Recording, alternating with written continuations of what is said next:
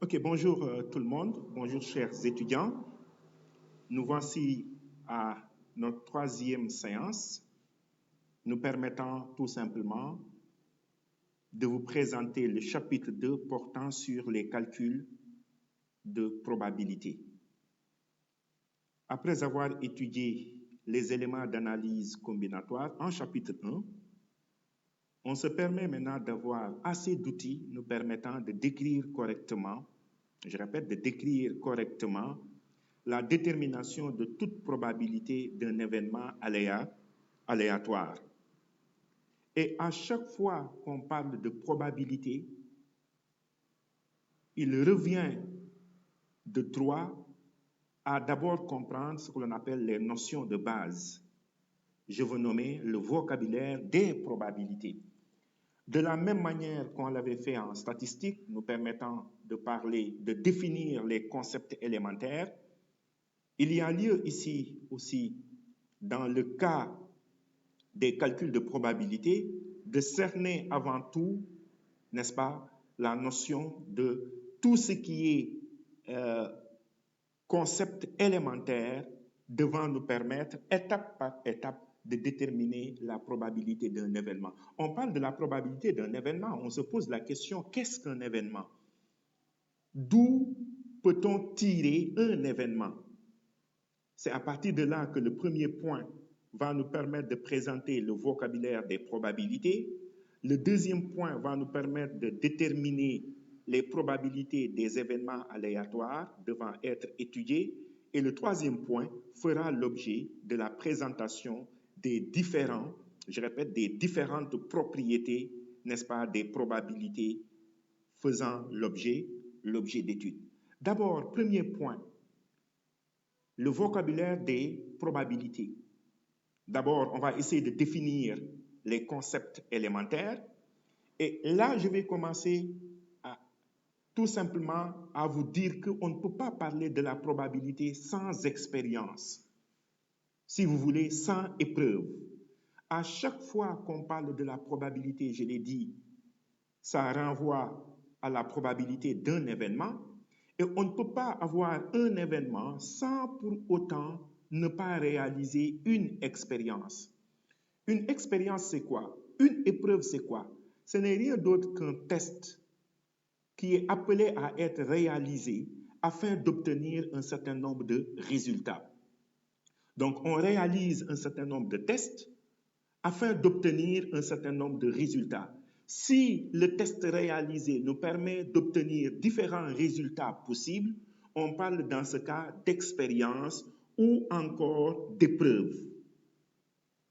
Et l'épreuve ainsi réalisée est dite aléatoire, parce que là, on va s'intéresser à une situation d'épreuve ou d'expérience aléatoire. Je répète, l'épreuve est dite aléatoire si les résultats possibles ne peuvent pas être déterminés à l'avance. C'est-à-dire quoi? L'issue des résultats est incertaine. On n'est pas en mesure de dire que voici le résultat qu'on aura. Non.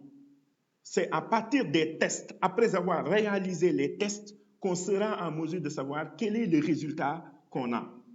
C'est l'exemple, n'est-ce pas, de lancer un dé numéroté de 1 à 6. C'est l'exemple de tirer des boules. Soit ces boules sont numérotées, soit ces boules sont de couleurs différentes. On n'est pas en mesure de dire avec exactitude ce qu'on aura. Dans ce cas, les résultats qu'on aura vont être des résultats aléatoires. Ainsi, l'épreuve considérée est dite une épreuve ou bien une expérience aléatoire. Je répète, on appelle expérience ou épreuve, n'est-ce pas, tout test pouvant être réalisé afin d'obtenir différents résultats possibles. C'est le fait de lancer un dé, c'est le fait de tirer des boules dans une urne. Et à partir de là, on peut se permettre tout simplement de voir quels sont les résultats possibles. Et l'ensemble de ces résultats possibles est appelé univers. Donc je répète, l'ensemble des résultats possibles, n'est-ce pas, obtenus à la fin d'une expérience ou bien à la fin d'une épreuve est appelé univers. Et cet univers est noté oméga. Ça y est dans le document. Donc, on a le signe oméga qui traduit l'univers, c'est-à-dire l'ensemble des résultats possibles d'une expérience ou bien d'une épreuve. Je donne un exemple. Pour une épreuve de lancer de dés, quels sont les résultats que l'on peut avoir? Les résultats que l'on peut avoir sont numérotés de 1 à 6. Donc, on peut avoir un résultat égal à 1, 2, 3, 4, 5, 6. Donc, les résultats 1, 2, 3, 4, 5, 6 constituent l'ensemble des résultats. Et l'ensemble de ces résultats est noté oméga. Donc, on aura oméga, entre parenthèses, 1, 2, 3, 4, 5, 6. Donc, je répète, l'ensemble des résultats pouvant être obtenus à la fin d'une expérience est appelé univers.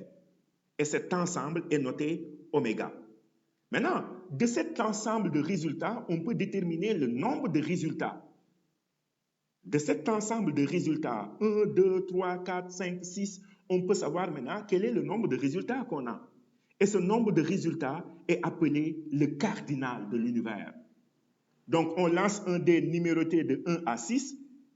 Le nombre de résultats que l'on peut avoir est égal à 6. Donc, le cardinal de l'univers est égal à 6. 1, 2, 3, 4, 5, 6. L'ensemble constitue l'univers, n'est-ce pas? Le nombre de résultats étant 6, on parle dans ce cas de cardinal de l'univers. On le nomme quart de oméga, qui est égal à 6. Donc, l'univers peut être décomposé en plusieurs parties ou sous-ensembles. Je répète, l'univers pouvant être décomposé en plusieurs parties ou sous-ensembles. Ainsi, chaque sous-partie ou sous-ensemble est appelé, n'est-ce pas, événement. Donc, on a un ensemble de résultats. Ces résultats peuvent être classés en groupes, en catégories. Ces résultats ainsi classés en groupes, en catégories, nous permettent d'avoir des partitions de l'univers. Chaque partition de l'univers ou bien chaque sous-ensemble de l'univers est appelé événement. Donc, qu'est-ce qu'il faut? Il faut une expérience. De cette expérience, on aura l'univers. De cet univers, on aura le cardinal. De ce cardinal, on peut véritablement les distinguer par catégorie et on aura les événements un à un. Exemple, on prend toujours le fait de lancer un dé. On peut se permettre d'avoir les événements suivants. Premier événement, obtenir un résultat pair. On l'a noté A.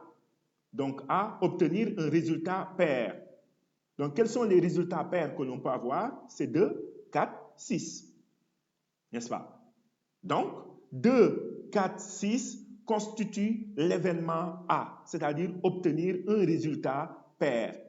Le nombre de résultats que l'on peut avoir, c'est combien? 3. Donc, cardinal de A est égal à 3. Donc, l'événement est appelé A, obtenir un résultat pair. Le cardinal, c'est 3. On l'a dit, 2, 4, 6. Deuxième événement, toujours de notre univers, obtenir un résultat impair. Là aussi, on peut voir que l'événement B va être soit 1, 3 et 5. 1, 3 et 5 constituent les résultats pairs constituant notre événement B. Cardinal de B est égal à 3. Ou encore, n'est-ce pas? L'événement C. Obtenir un résultat supérieur ou égal à 3. Je répète, obtenir un résultat supérieur ou égal à 3. C'est-à-dire 3, 4, 5, 6. Pourquoi pas 7? Pourquoi pas 8? C'est impossible. Parce que là, on ne peut qu'avoir des numéros compris entre 1 et 6. Donc, les événements 7, 8, 9 ou 10 sont des événements impossibles. Je répète, les événements supérieurs à 6 sont des événements impossibles. Dans ce cas, le fait qu'on ait un résultat supérieur ou égal à 3 revient à avoir un résultat égal à 3, égal à 4, égale à 5 égale à 6. Donc, on a un cardinal égal à 4 parce qu'on peut avoir 4 résultats supérieurs ou égaux à 3. D'où l'événement, c'est obtenir un résultat supérieur ou égal à 3, traduit le fait qu'on a 3, 4, 5, 6. D'où le cardinal est égal à 4, n'est-ce pas? Et là, qu'est-ce qu'on note? On note, quels que soient les événements ainsi considérés, obtenir un résultat pair, obtenir un résultat impair ou un résultat supérieur ou égal à 3, ces résultats sont des parties intégrantes de l'univers. Donc, ces résultats sont des parties intégrantes de l'univers. Et qu'est-ce qu'on note aussi? On note que ce sont des événements aléatoires. Même si on définit le fait qu'on aimerait avoir un résultat pair, il n'est pas dit que, n'est-ce pas, on aura ces résultats du tic au tac. Dans ce cas, ces événements sont dits aléatoires. Il y a une remarque très importante qu'il faut noter. Au-delà de parler de l'univers et l'événement certain, n'est-ce pas? On conçoit ici que l'univers est l'événement certain parce que c'est l'univers qui nous permet d'avoir tous les résultats, alors que l'événement impossible est tel que, n'est-ce pas, ces résultats ne peuvent être obtenus suivant l'univers donné. Pas de résultat, ensemble vide ou, n'est-ce pas, comme on l'a noté ici, ça correspond à l'ensemble vide. C'est ça que je disais. Si on vous dit d'obtenir un résultat supérieur à 6, 7, 8, 9, c'est impossible. Dans ce cas, on dira que c'est un événement impossible. Et le résultat ne peut que être égal à l'ensemble vide. Donc là, c'est très important. Mais aussi, il y a une remarque très importante entre les événements A et B. Si on revient à l'événement A, on nous dit que obtenir un résultat pair. L'événement B, obtenir un résultat impair. Qu'est-ce qu'on constate? On constate que les deux résultats, n'est-ce pas, sont contraires. L'événement pair est contraire à l'événement impair. Dans ce cas, on dira que l'événement A est le contraire de l'événement B, ou inversement, l'événement B est le contraire de l'événement A. Dans ce cas, on parle d'événements contraires, c'est-à-dire des événements, n'est-ce pas, qui n'ont pas d'éléments en commun. Si les événements n'ont pas d'éléments en commun, permettant, n'est-ce pas, dans un univers donné, de le séparer en deux parties la plupart du temps, n'est-ce pas? On voit que l'événement A et l'événement B séparent l'univers qu'on a en deux parties. Dans ce cas, on dira que l'événement A et l'événement B sont contraires. En pratique, on dira que l'événement contraire à A est noté A bar. L'événement contraire à B est noté B bar. Donc, le A avec le bar en haut et se lit A bar, l'événement contraire de A. B bar, l'événement contraire de B. Là, c'est très important. Vous regardez ici A, 2, 4, 6, B, 1, 3, 5. Ils n'ont pas d'éléments en commun et appartenant à un même univers et permettant de diviser l'événement en autant de parties, n'est-ce pas, dont les éléments sont dans l'univers. Dans ce cas, ces deux événements sont dits tout simplement complémentaires, n'est-ce pas? Donc, à partir de là, on se permet de dire qu'on a nos événements, n'est-ce pas? L'événement obtenir un résultat pair, l'événement obtenir un résultat impair, l'événement obtenir, n'est-ce pas, un résultat supérieur ou égal à 3, on pouvait avoir un résultat inférieur ou égal à 3, on pouvait avoir un événement, n'est-ce pas, multiple de 2 ou bien divisible par 2. Donc, c'est autant d'événements possibles que l'on peut avoir pour un univers donné. Donc, je répète, on peut avoir autant d'événements possibles pour un univers donné. À partir de là, on se permet de voir quelles sont les opérations pouvant être réalisées entre les événements. D'où le deuxième point de la présentation du vocabulaire, c'est constituent tout simplement les opérations sur les événements. Et là, on dit qu'il existe différentes opérations entre les événements d'un univers. On a la réunion, on a l'intersection, on a l'inclusion et on a l'incompatibilité et la disjonction des événements. À chaque fois, on a besoin de deux événements. De ces deux événements, on essaie d'étudier leur réunion, on essaie d'étudier leur intersection, leur inclusion, leur incompatibilité ou encore leur disjonction. Maintenant, comment pouvons-nous s'atteler à l'étude de ces opérations les unes des autres? D'abord, la première opération, la réunion d'événements. Quand est-ce que deux événements sont dits en réunion? Il s'agit d'obtenir des résultats élémentaires appartenant à un événement ou à un autre événement ou aux deux pour un univers donné.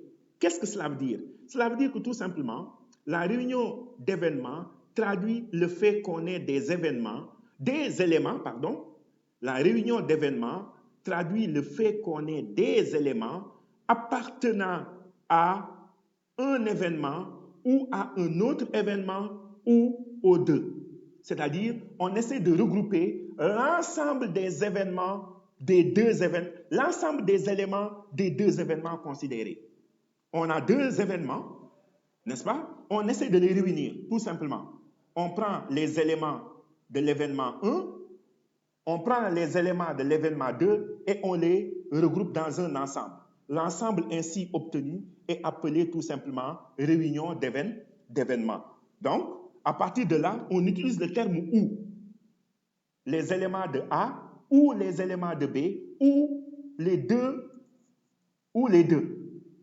Les éléments de A et les éléments de B, on va les regrouper ensemble. Et là, ça nous permettra d'avoir véritablement le résultat. C'est pourquoi on dit que A et B sont en réunion, et ça se note A union B.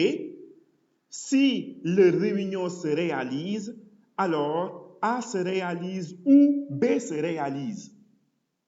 Leur réunion se réalise si et seulement si A se réalise ou B se réalise. C'est pourquoi on utilise le terme A ou B, n'est-ce pas? On regroupe les événements A et B, c'est-à-dire on regroupe les résultats pairs ou les résultats impairs.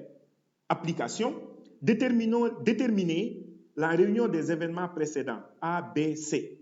Donc, on a l'événement A, pair, on a l'événement B, impair, on a l'événement C, supérieur ou égal à 3. Qu'est-ce qu'on a?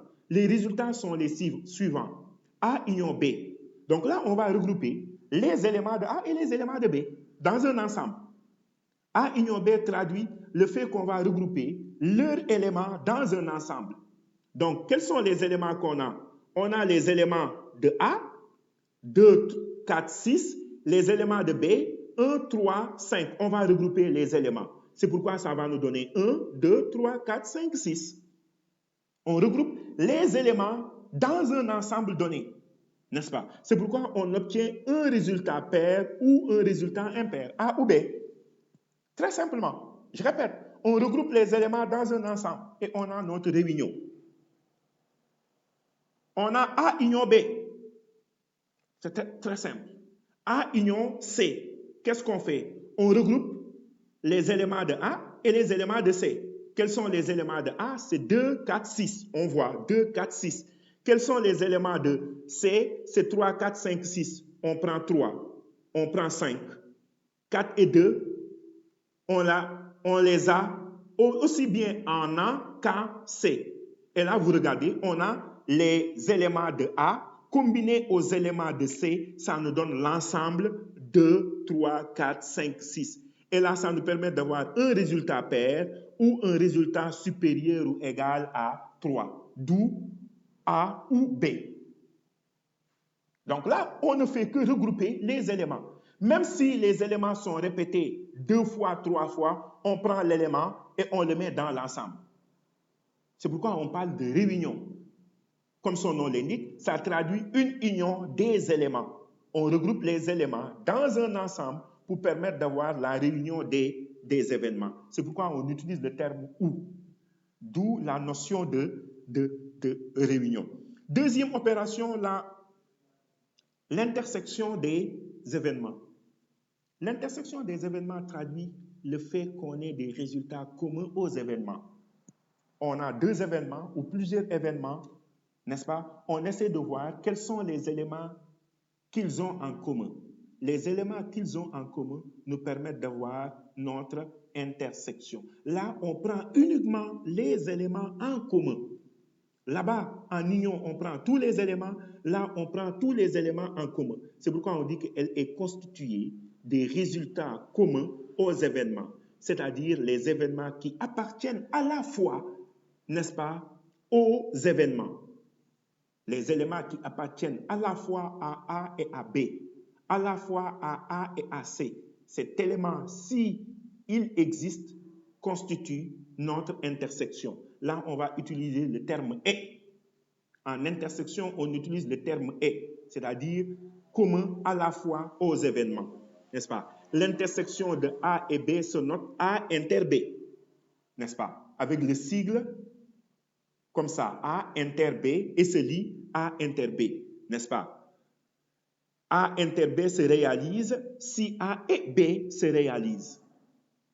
A inter B se réalise si A et B se réalisent. Là, on utilise A et B. Donc, qu'est-ce qu'on a comme application? On vous demande de déterminer les intersections suivantes. A inter B, A inter C, B inter C, n'est-ce pas? A inter B.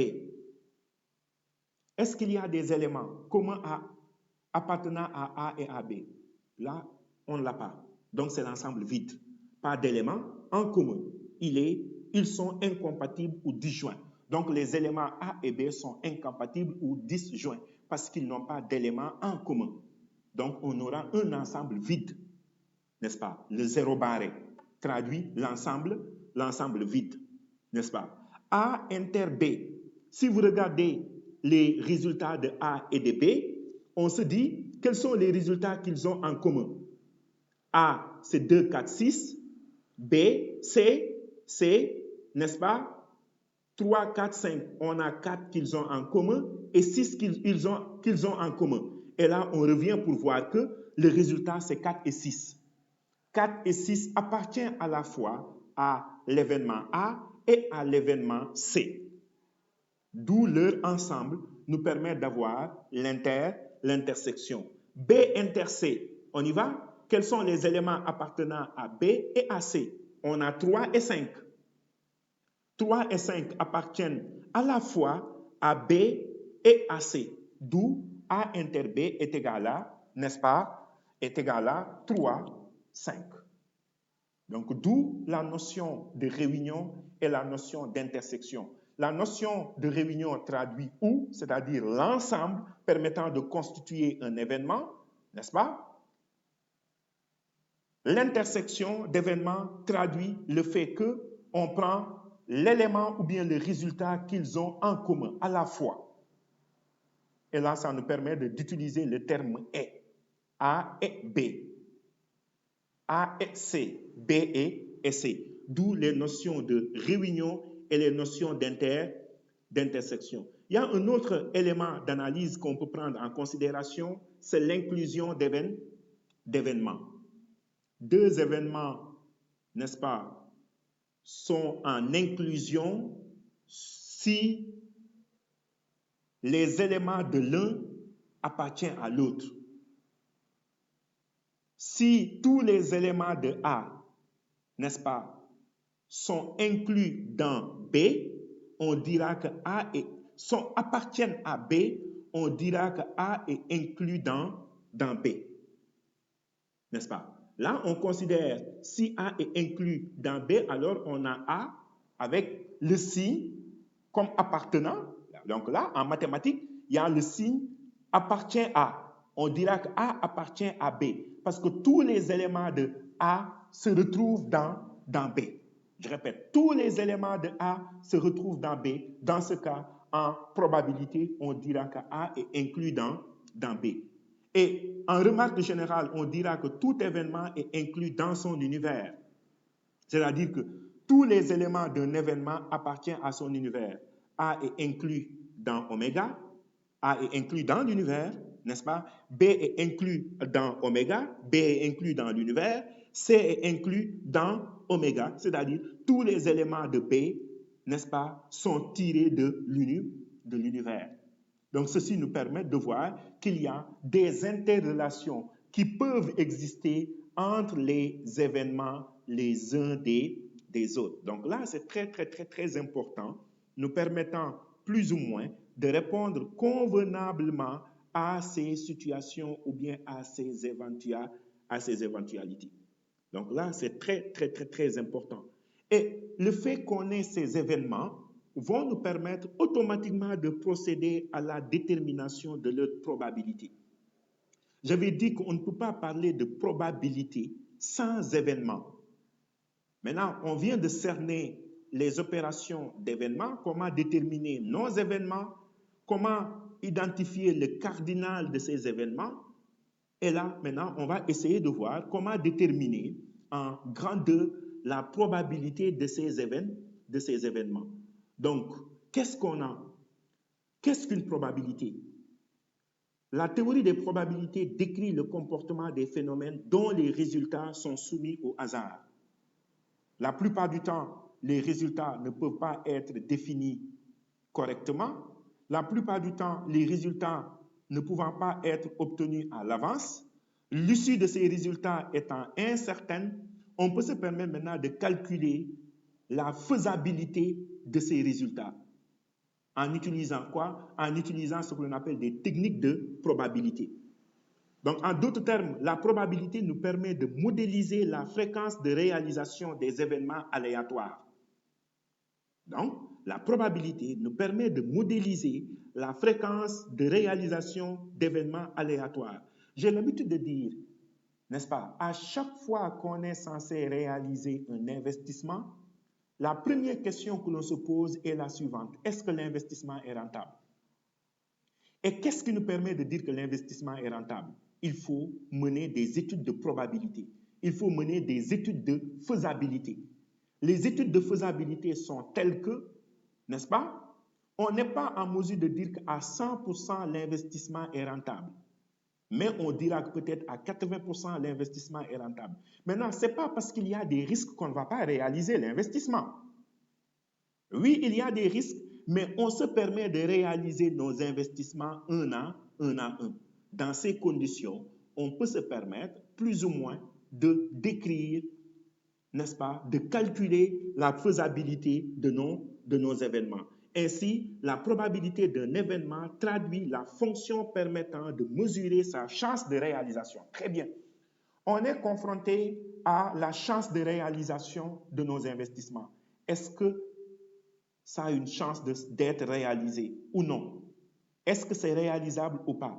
Est-ce que c'est faisable ou pas? À chaque fois qu'on se pose ces questions, réalisable ou pas, faisable ou pas, on se permet de calculer la probabilité d'un événement aléatoire. Nous, je répète, on s'intéresse à la probabilité d'un événement aléatoire.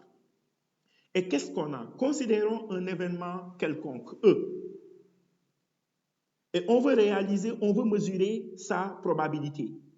La probabilité de l'événement E est notée P de E. Donc, je répète, la probabilité d'un événement aléatoire E est notée P de E. P de E est telle que, n'est-ce pas, elle est définie entre 0 et 1. Le domaine de définition de toute probabilité d'événement aléatoire est toujours 0 et 1. Donc, je répète, la probabilité d'un événement aléatoire est toujours comprise entre 0 et 1. Une probabilité négative n'existe pas. Une probabilité supérieure à 1 n'existe pas. La probabilité, les gars, est toujours comprise entre 0 et 1, les gars. C'est pourquoi j'ai mis P de E compris entre inférieur, n'est-ce pas, égal à 1, supérieur ou égal à 0. Oui, on peut avoir une probabilité égale à 0, ça ne pose pas de problème. Une probabilité égale à 1, ça ne pose pas de problème. Mais si tel n'est pas le cas, cette probabilité n'est pas bonne. Donc, je répète, À chaque fois, il faut vérifier que la probabilité qu'on aura à calculer pour un événement aléatoire est toujours comprise entre 0 et 1. Maintenant, comment déterminer cette probabilité? Quel que soit l'événement aléatoire, on nous dira que la probabilité d'un événement, n'est-ce pas, exprime le rapport suivant, nombre de cas favorables sur nombre de cas possibles. Nombre de cas favorables sur nombre de cas possibles. Donc, je répète, la probabilité de tout événement aléatoire exprime le rapport suivant, nombre de cas favorables sur nombre de cas possibles. Ou encore, c'est le cardinal de l'événement sur le cardinal de l'univers. Je répète, c'est le cardinal de l'événement sur le cardinal de l'univers. Cardinal de l'événement sur le cardinal de l'univers, n'est-ce pas? Donc, il faut toujours calculer le cardinal de l'événement et toujours calculer le cardinal de l'univers.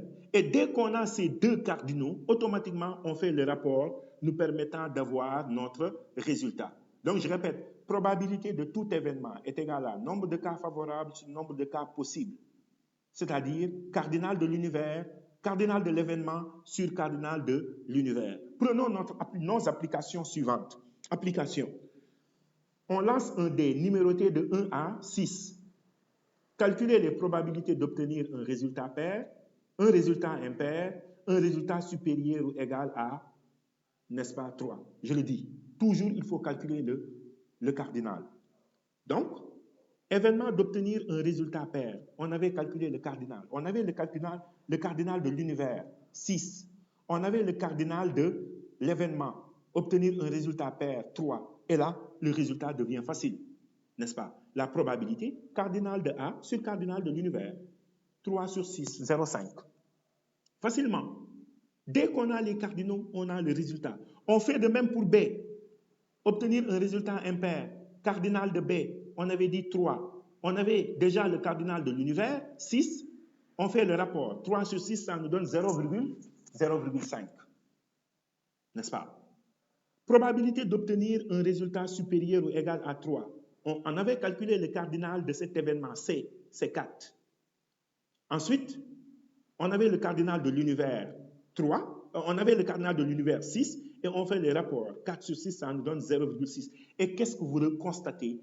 Toutes ces probabilités-là sont comprises entre 0 et 1. Toutes ces probabilités sont comprises entre 0 et 1. 0,5, 0,5, 0,6. D'où ce qu'on disait tantôt, le domaine de définition de toute probabilité d'événement aléatoire est compris entre 0 et 1. Donc là, c'est ça qui nous permet. Donc, on retient que pour calculer toujours la probabilité d'un événement, il faut toujours calculer